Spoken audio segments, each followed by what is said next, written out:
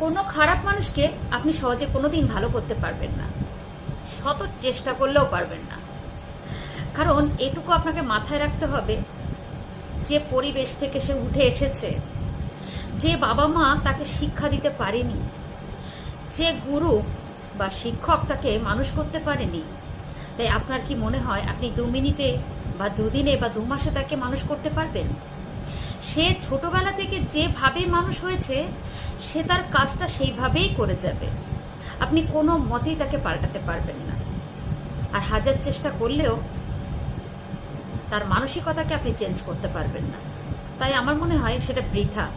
বরঞ্চ সেই সময়টা যে শিখতে চায় এবং মোস্ট ইম্পর্টেন্ট যারা কিছু মুহূর্তের জন্যে কোনো সাময়িকভাবে খারাপ হয়েছে তাদেরকে বোঝান।